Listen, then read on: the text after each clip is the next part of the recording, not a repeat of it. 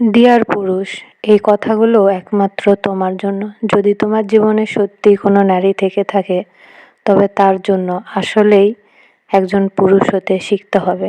শুধুই মুখের কথায় নয়, তোমায় শিখতে হবে তাকে যত্ন করতে, তাকে ভালোবেসে আগলিয়ে রাখতে। তোমায় এমন একজন পুরুষ হতে হবে, তার হতাশার সময় তাকে ভালোবেসে সন্দেহ দূর করে তাকে আগলিয়ে রাখতে হবে। যখনই তোমার পছন্দের নারী আবেগপ্রবল হয়ে কান্না করবে, তার চোখের জল পড়ার আগে তোমাকে চোখের জল মুছে দিতে হবে। তাকে এতটাই ভালোবাসতে হবে যে তোমার সঙ্গে থাকলে সে যেন কোনো দুঃখই অনুভব না করতে পারে। যখনই সম্পর্কের মধ্যে তার মূল্যটা সে বুঝতে চাইবে, তখন তোমাকে এটা বুঝাতে হবে যে আসলে তোমার জীবনে তার মূল্যটা কতখানি। তখনই সে তোমাকে এইটা বুঝাতে চাইবে যে তুমি এত মানুষের মধ্যে কেন আমাকেই বেছে নিলে। তখনই তার চোখের দিকে তাকিয়ে তাকে বলতে হবে যে তুমি তার সঙ্গে পুরো জীবনটাই কাটাতে চাও। যদি তোমার জীবনে সত্যি এরকম মমতায় ঘেরা, ভালোবাসায় ঘেরা একজন নারী পেয়ে থাকো, তবে তার জন্য সত্যিকারের একজন পুরুষ হোক। আসসালামু আলাইকুম, সবাই কেমন আছেন? আশা করি আল্লাহর রহমতে অনেক ভালো আছেন। আমিও আল্লাহর রহমতে অনেক ভালো আছি।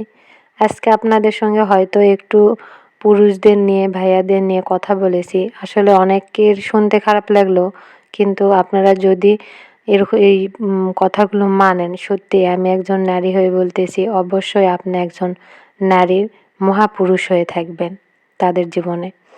তো আমার কথায় কেউ খারাপ মনে করবেন না, কষ্ট পাবেন না, তার জন্য আমি অগ্রিম সরি চেয়ে নিচ্ছি, দুঃখিত। আসলে আমি কথাগুলো বলতেছি শুধু এই কারণেই না, আমার প্রিয় নবীও বলে গিয়েছেন তার স্ত্রীকে ভালোবেসে আগলে রাখার জন্য।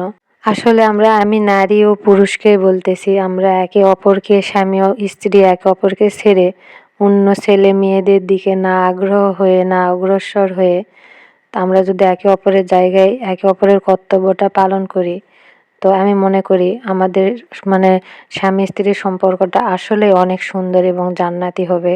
যা সৃষ্টি হয়েছে জান্নাতে এবং শেষও হবে, জান্নাতে গিয়ে স্থায়ী থাকবে।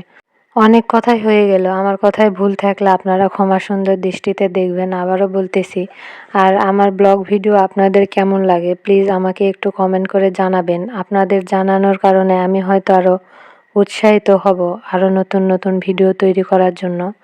আর আমি আজকের ভিডিওটা শেয়ার করেছি, আমি সকালে উঠে আমার বাবুকে নিয়ে স্কুলে যাই, স্কুলে যাওয়ার আগে কি কি কাজ করি, আবার কতটা এই সকালে উঠতে হয়। আসলে সকালে উঠতে হয় 6টার দিকে, আমার ছোট্ট ছেলেটাকে নিয়েই যেতে হয় কোচিংয়ে, অনেক কাজ থাকে। আর এই যে এগুলো আমার ছেলে মেয়ে বানাইছে, এই দুটো আমার মেয়ে, আর এইটা আমার ছোট্ট ছেলেটা বানাইছে। আমার ছেলে মেয়েদের জন্য দোয়া করবেন, আল্লাহ তাআলা যেন তাদেরকে নেক হায়াত দান করে এবং নেক মানুষ হিসাবে কবুল করেন।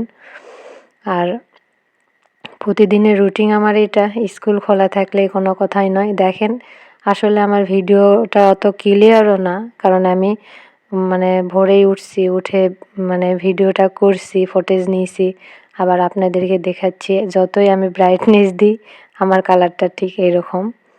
এই তো যেতে যাচ্ছি স্কুলে, স্কুল থেকে আসতে আসতে আবার 1টা বাজবে। তো সবাই আমাকে অনেক সাপোর্ট করেন, আমি সেই সব ভাই আপুদের অসংখ্য অসংখ্য ধন্যবাদ জানাই। সবাই ভালো থাকবেন, আল্লাহ হাফেজ।